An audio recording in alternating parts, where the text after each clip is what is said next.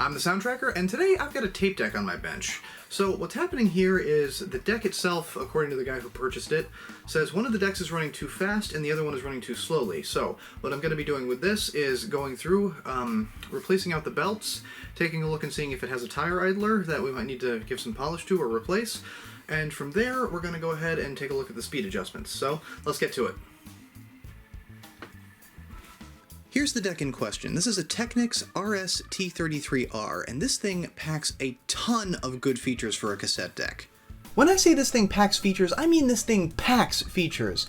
On the left here, we've got the power button, beneath which is a switch for an optional timer if you so choose to have one in your hi-fi. Coming across deck A, we can see it's a fully featured auto-reverse system, both ways record and play, and the door itself has built-in indicator lights for the direction of the tape travel, whether it's recording or playing, and tape type selection indicators, very nicely laid out.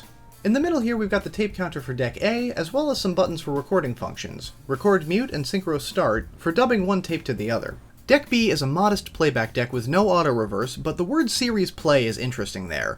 This deck is able to play one side of both tapes if there are two tapes in the deck. Rounding off the features, we've got Dolby B and C noise reduction switches at the top, peak level meters, buttons for controlling editing, dubbing speed, series play, auto-reverse playback types, and recording level adjustment. Excellent. Now, I've heard from the gentleman who bought this that this deck functions, but it runs at the wrong speed, so I'm going to be taking a look at deck A and deck B in a second, as soon as I get some external speakers connected to it. For the sake of simplicity, I'm going to be connecting the line out of the tape deck here into the auxiliary in of the boombox up here, and we should be able to see what everything sounds like once all said and done. So, that's that. And let's take a listen. The song I'll be using to test out the Technics with is the B-52's Cosmic Thing, because this is something of a kind of a metronomic pop song, and it's one that I enjoy quite a lot. It is also one that I will be able to tell if there's any kind of a speed fluctuation somewhere in the deck just because of how the song is structured. So let's take a listen.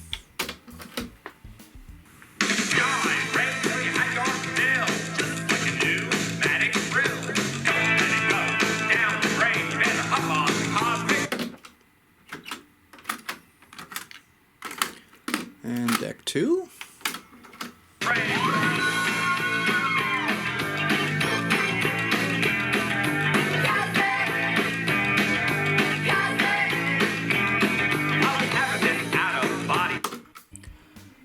So, what I'm getting from that is this one is definitely slower than that one, but it sounds like they're both a little bit slow. So what I'm going to do first is go in, replace the belts out of both of these decks, and then we're going to see what we need to do for a speed adjustment. So let's get to it.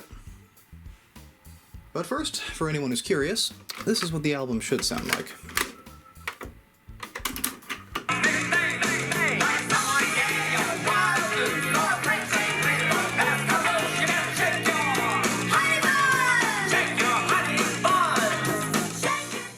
To get inside of this thing, it's a pretty simple operation. Just got to remove the two screws on the side here.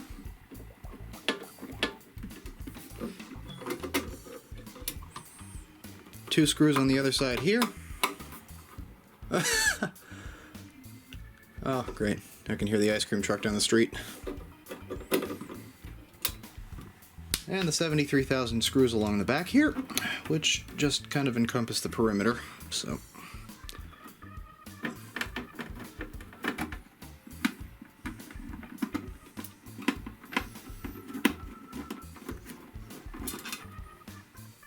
Now, let's take a look inside.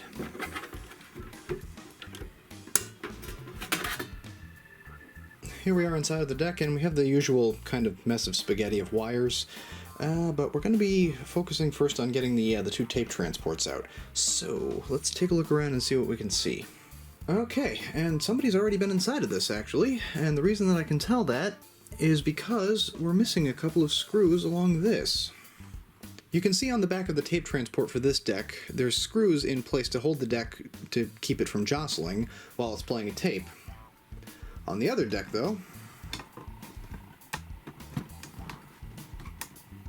we we've got a couple of things missing, and that's a light concern for me at the moment because the rest of them seem to be intact. I can still see some screws on the bottom there, like this one here holding something in place.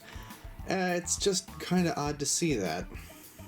I mean, I hope it won't make too much of a difference because honestly, there's also a screw at the top of the on the top of both decks to keep them from moving as well. It's just nicer to have those as a reassurance. Anyhow, to get the decks out of here, it looks like we're going to have to turn the whole thing over. And on the bottom here, these 4 screws line up with what's generally affixing the front here to the rest of the deck. So.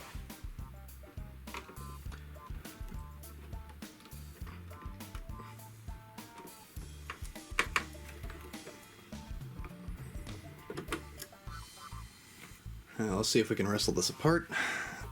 Yeah.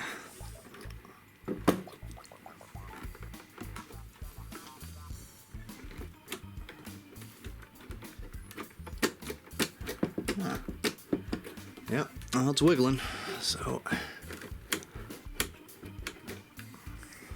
And so, to get this off, it's going to be a matter of wiggling the whole thing because the entire front of the deck is loose now. So, if we pull this to the side here, there's a little tab. And there we go. Yep. So just being mindful of the wiring, we should be able to get this out without any issues. So let's take a look at the other side's tab. What's that? Yeah, there we go. Yep, she's free. And that then gives us a little bit more room to work with the decks themselves to get them out. So I'm going to do my wiggle test to see how just how stuck in here these things are. And those are, well, that one's sticking, but let's see about the attachment it has to the bottom there. Okay. So let's get the top retaining screws off of this one. And see what happens when I pull that out.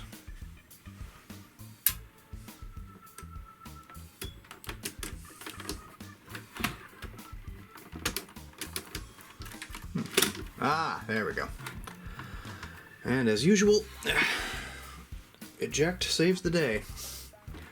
Came right out. Okay, so that means that we can get to the other one in a second, but I want to do this one first because it has more belts in it. This one being part of, what deck was that one? Is that deck A? I'm pretty sure that's deck A.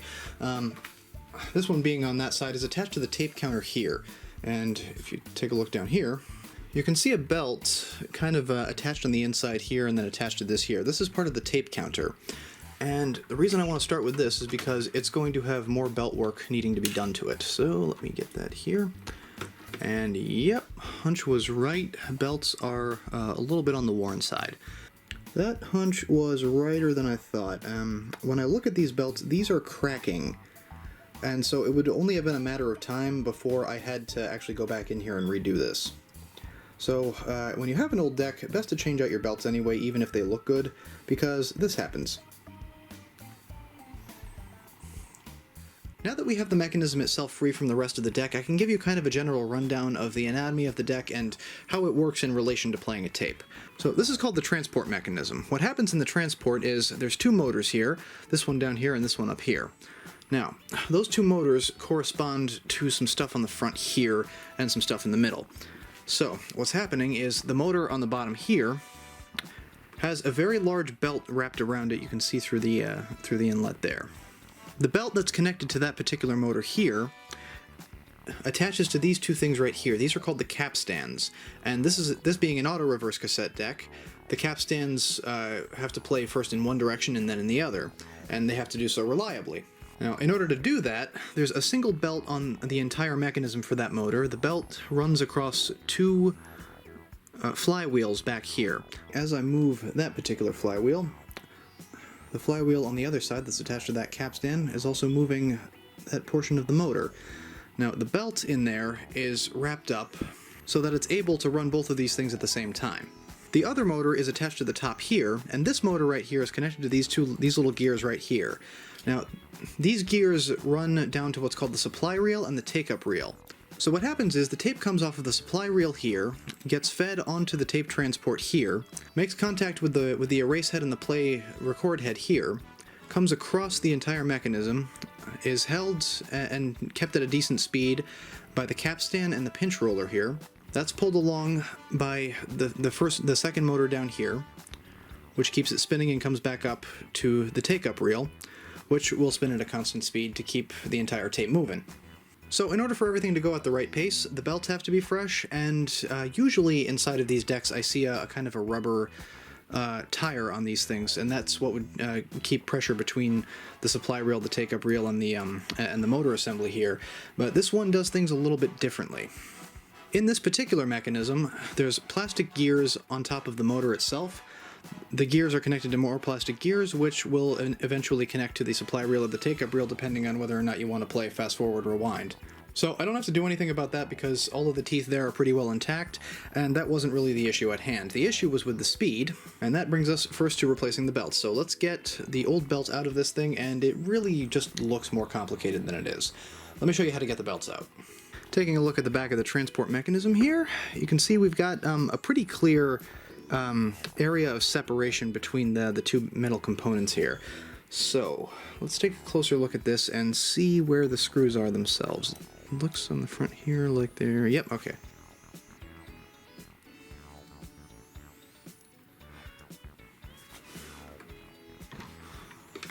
Okay, so that's two of them, and let's see how this comes out. Okay, so we've got a little bit of a wiggle, and keeping mindful of the wires here, I'm just going to get this unclasped to get that out of the way, because I really don't want anything coming off of the bottom of the head assembly there. So, what's next? Where is it connected? Okay, I can feel something holding it in place here. Okay, so here's one of them at the top, and I wonder if there's another one on the other side here, which I don't think so. I'll start with the screw on that side and see what happens.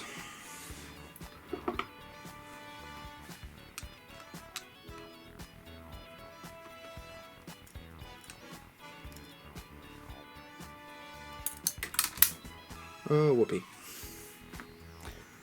Alright, where'd it go? Ah, there it is. Okay, how are we doing now? Okay, so I've got about the same amount of motion that I did last time, which means there's something else holding this in place. Let me get a closer look here. Ha ha ha! I wonder. There's a screw that I didn't see before. There's one right in the center of the circuit board right here. So let's find out how that's doing.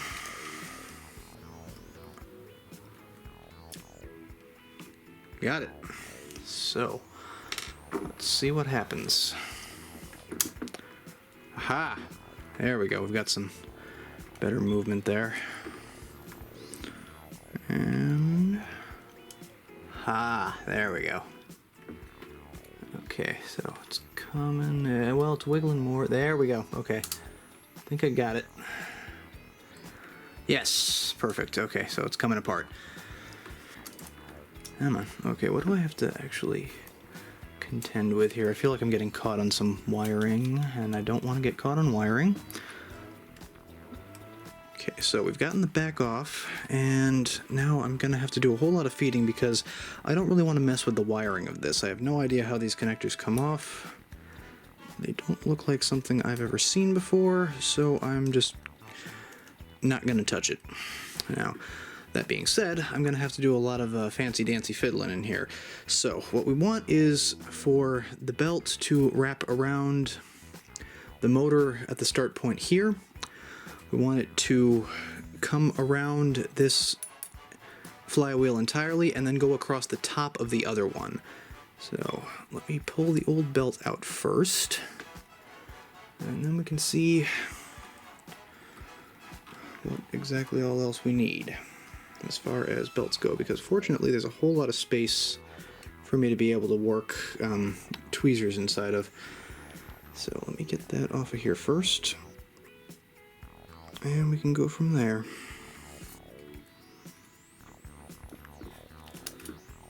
Okay, so got the old belt out. Now, time to find a replacement. Alright, so we have our first two belts extracted out of the deck. We've got the capstan belt, and we've got the timing belt. So, fortunately, it's very easy to find replacements for these things. You can find large bulk packs of belts on eBay for a reasonable price. So, starting with the capstan belt is a flat belt. It's a little wider than most square belts. And the flat belt itself, fortunately, is in decent enough shape to where it'll be easy to identify, at least. So now it's really just kind of going through the large stack of belts that I have here and finding one that's the appropriately sized one. As far as the thickness of it, in this case, my new ones are a little bit thicker, but I'm more concerned with the overall dimension of the belt. So this smaller one is definitely, that's not going to work. So I need something much smaller than that, which means we're going to be digging for a little while. Those are definitely not going to work. So when I'm sizing belts for a new machine and I don't know what the dimensions are, I take the old belt. I generally presume that this one's going to be kind of worn out, which, based on the other belt, I'd like to believe is true. So this one here has a decent amount of shape to it, but the other one is just a tiny little bit smaller, and that's what I look for when I start putting belts on machines, is that my new one is just a little bit tighter, because that will compensate for the stretchiness of the old belt. So we've got a new one there and an old one there. This is the old one here, this is the new one, and we're going to be putting that in the deck, so I'm setting it aside.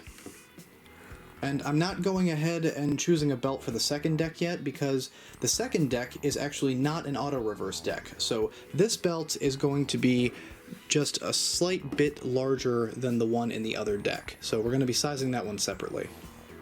So that one's for the first deck, that one that we're currently working on. The rest of these can all go on the side. Yoink. And that there. Now, our second belt, we're going to find in this lovely box here. Now, there's some more flat belts that I just happen to have. And let's see here. So there. Okay, so I've got some square belts in here. And I want to pull these out because we're going to be looking for a square belt, something in one of these sizes. Actually, this one right here might work. Let's find out. Now, what makes a square belt is that the overall shape of the belt itself has 4 ridges on it, making the entire belt itself a square. And that makes it easier to catch and to pull on things when it needs to be caught and pulled on. So this is the old belt here.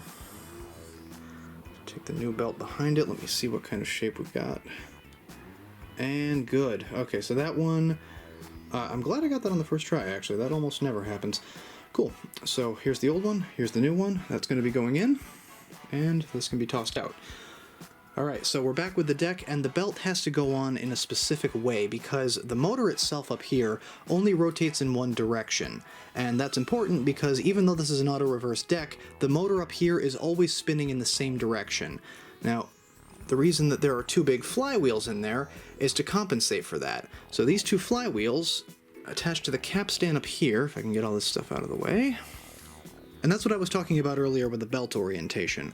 So the belt has to go around the pulley on the motor, around this flywheel all the way, and then across the top of this particular capstan's flywheel. So no matter which direction you happen to be playing, it can switch on a dime. And that's pretty much how auto-reverse works in most cassette decks like this. When you hit play in this direction, it'll engage this particular pinch roller for this capstan, and it'll pull the take-up reel on this side to get the tape moving. If you hit auto-reverse in the other direction, the head over here flips around, and then this pinch roller engages to this capstan, and it'll rotate in the other direction from this take-up reel. So we're going to install our belt now, and if you recall, so the path that we're going to be taking is all the way around this flywheel, on top of this flywheel, and around the motor itself. So I'm going to be using a combination of tweezers and the new belt, and I'm going to be doing some finagling. Now, my plan of attack here is first to get it around the first pulley here. I'm sorry, the first flywheel, I should say. And I'm going to be going from there over to the motor because that will complete the first loop. And then I'm going to try and kind of finesse it around the second flywheel because going from one flywheel to the next is going to be just too much to want to deal with. So let's start and see what happens. Let's get this in. There we go. Okay, so I'm holding that in place on the flywheel, and yeah, okay, perfect. And you can see it's around it, and it's actually heading over there kind of nicely. Let's try and nudge that down a little bit. Perfect. Okay, and from there, I'm going to be using the access ports on the front, holding everything in place. There we go. So there's a couple of access ports on the front here, and this is what's really going to make this easier, shall we say. And let me just bring that closer. So now, from the back here, I can grab onto the belt itself and hopefully slip it over the motor. That's going to be a little fiddly, so my apologies if it's not exactly easily visible, but I will show you that in a second.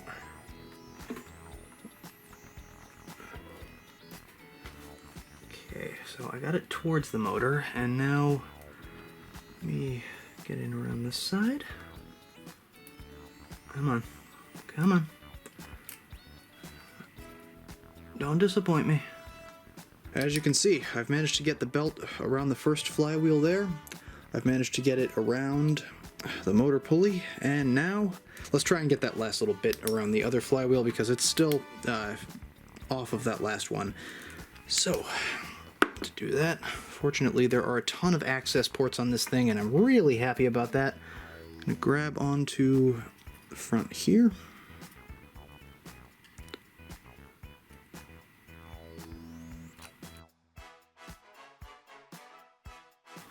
Oh, alright, that took forever, but I finally got them back on.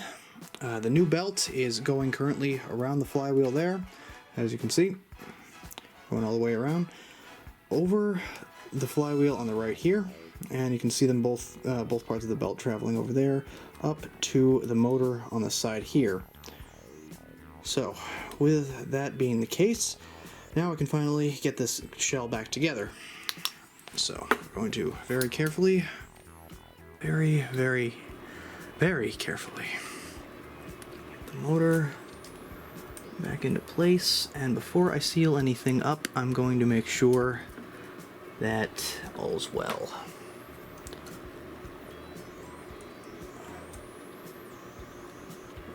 Get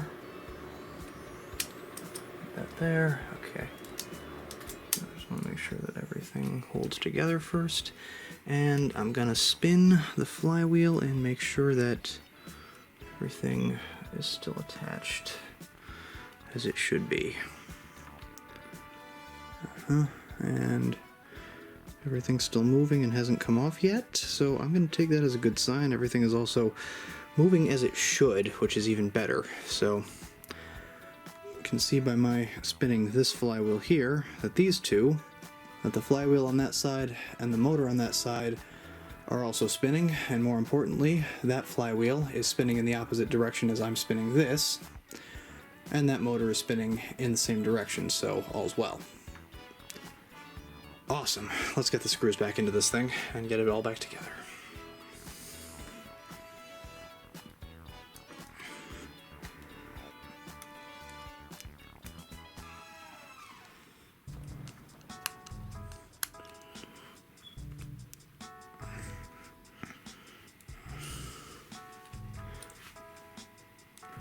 Awesome. So both halves of the transport are back together.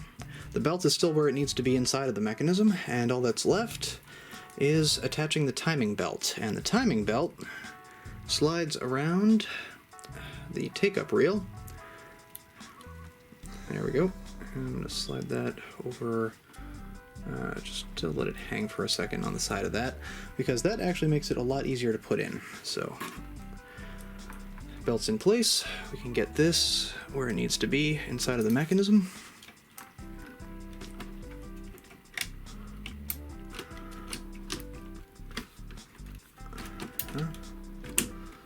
There we go. Get that where it needs to be. We can pull this out, pop it into the guide rails over there, and get it around the other post that it needs to be on. There we go. Okay, awesome. Alright, so let me get the transport held in place, and then we can start working on the other one.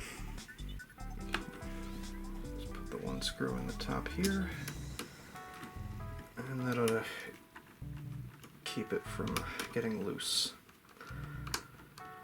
Undoing what has already been a couple hours of hard work. So, there we go. Alright, so to get the other deck out, I'm going to go for the same screw here.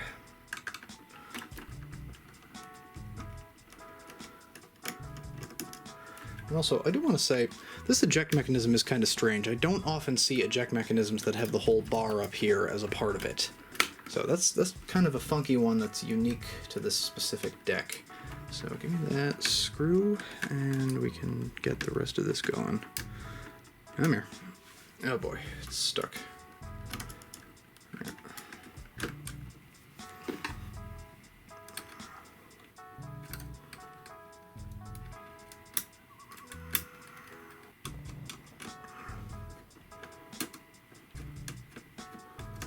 And leverage. That will always get a screw out. And seeing as we have screws on this,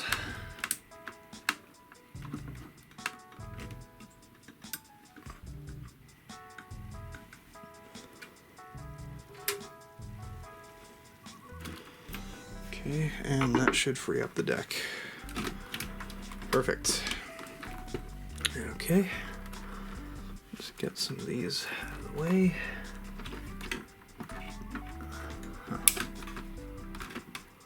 Okay, so we've gotten this out of here, and from what I can tell on the front here, this is not an auto-reverse deck, and that's why I didn't pick out another belt for this particular one, because this one is just a straight play that way and stop. So it might have a different sized belt. We're going to find out.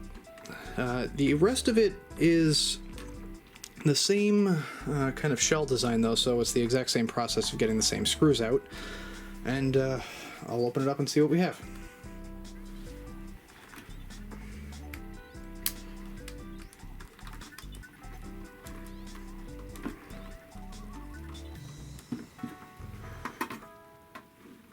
This one is actually much more difficult because I have less space to work with.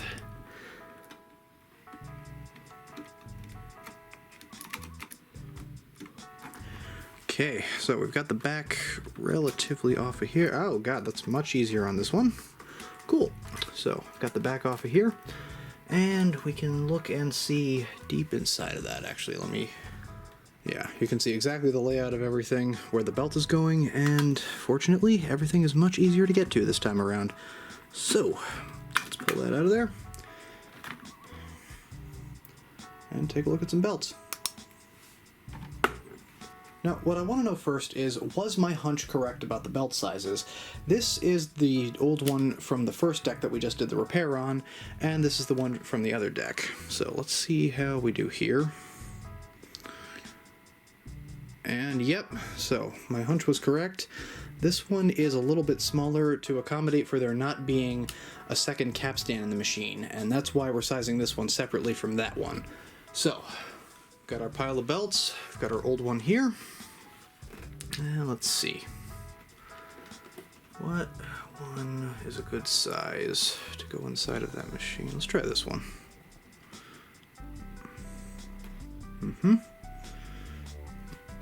Yep, and that one, as it stands, is that one tighter or is it just...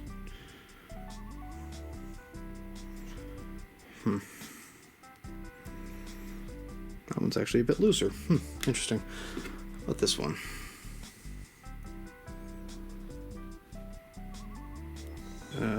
No, too tight.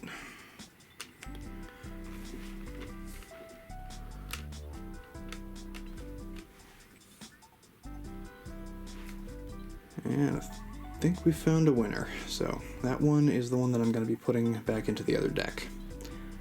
Alright, so we've got our new belt picked out, we've got the flywheel over here, and let's try and get it around the flywheel first, and then around the motor.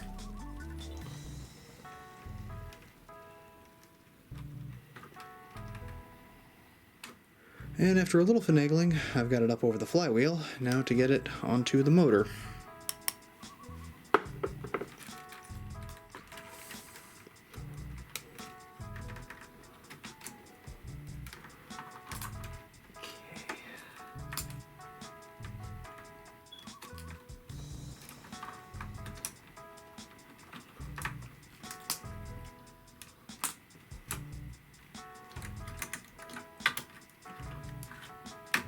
Okay, I think that's got it. Alright, and it's rolling. Okay, perfect. So it's my turning the flywheel that attaches to the capstan is still rotating the motor over there, so all's well on this front. And that's awesome, so that means I can put the screws back in and we can try it out.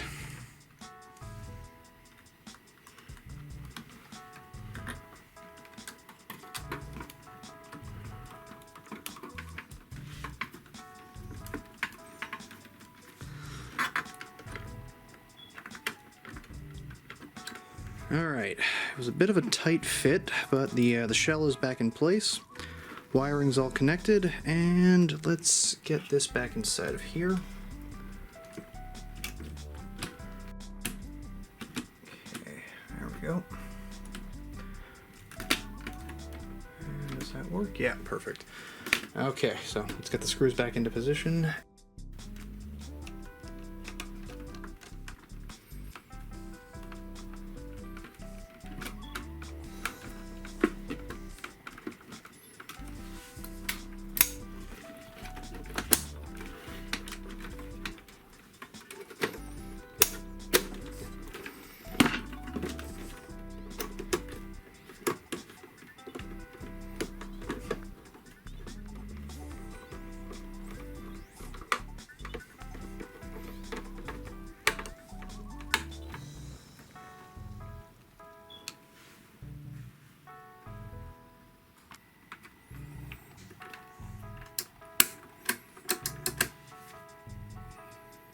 Alright, so up till this point we've got new belts inside of each of the transports, we've got the transports back inside of their respective spots on the deck, and what I want to see now is that the transports are operable. So I want to know that what I did with the belts made at least some kind of an impact. So I'm going to hit play here, and awesome, so we've got some activity on the meters, and that's a really good thing to see. I'm going to give the deck a couple of seconds because usually it takes one or two up till right about now, really, to tell whether or not something's wrong inside of the deck itself and it'd shut itself off.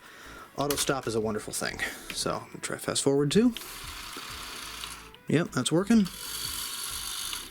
Okay, sweet. So, all of that seems like it's doing pretty well. Now, onto this deck. So, let's that open here and play. Okay, awesome. So we've got some activity on the meters over here, and that's awesome. Give it a couple of seconds. Yep, no problems yet. So let's try fast forwarding. Come on. Okay, a little bit of an issue trying to get fast forward to work, but that's a button problem. Rewind. Yep, and how about reverse play? Yep, and that's doing pretty well too on the meters, so all in all, everything's well so far. Now, on to the next part, adjusting the speed. So to adjust the speed on a tape deck, there's one of two places that you're going to want to look. The first place in most cases is going to be on the motors themselves, because these little ports right here, these are made to fit a small flat-headed screwdriver. So essentially what you would want to do, if it were the motor you were adjusting, would be find the little port there, find a flat-tipped screwdriver, and slide it in and make small adjustments as the tape is playing. Now, the reason that I say some of the time is because in this particular model, we've got two motors with this kind of a hole, and that leads me to believe that there's something on the board that I should be taking a look at. And lo and behold, would you look at that. On the board itself, I love 80s cassette decks because everything is really clearly labeled. We have tape deck speed for deck A and tape deck speed for deck B. So, the main takeaway that I have from this is that I'm supposed to adjust these as opposed to the motors themselves. So, I'm going to be fiddling around with these, and I'm going to get into that in a second, but I also wanted to point out this deck does something at double the speed at some point. So the double speed one is up here, the white one, and that's true of both of these. The double speed is the white one, the single speed is the yellow one. So I'm going to be adjusting these by ear using Cosmic Thing as a reference point. Now, I don't have any kind of fancy gadgetry or special tools to be able to check the speed on a tape deck and make sure that it's running at the right pace, so usually what I do is I use an album that I have both a CD and a tape of, and I pop the CD into a CD player because a compact disc, no matter what, will always run at the speed it's supposed to, and I try and match that as best I can with the tape, because tape runs at a fluctuating speed, and while it would be nice to have it constant in most cases, sometimes, like earlier, the constant is running a little bit too slow and a little bit slower in both of these decks. So, what we're going to be doing is matching these by ear as best we can and seeing where we get with that.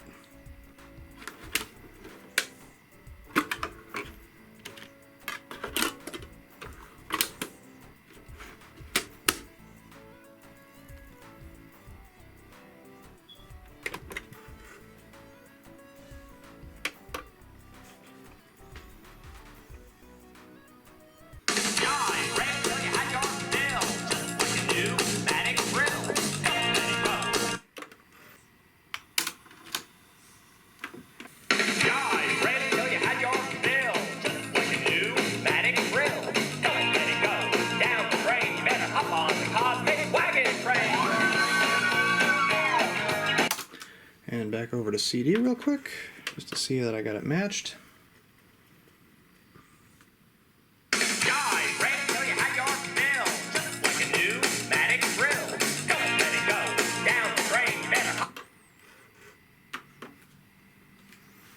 Alrighty, so I've gone back and forth from the CD player into deck A and B, and back and forth again, just to make sure that I've got everything set up about as correctly as I can by ear, and here's the result.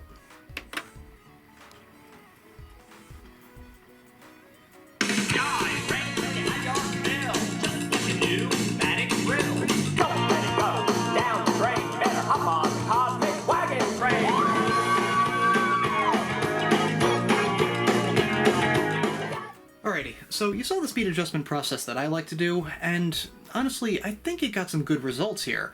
Now, it does take a little bit of a back and forth, but, I mean, once everything is all set, the results are so satisfying. And, I mean, that's really what I like to see out of these kinds of projects. Now, the deck itself is fixed, and it's ready to go back to its owner. The belts have been replaced, the speed's been adjusted. Everything's all set as far as I'm concerned, so thanks for watching, and if you like this video, you know what to do.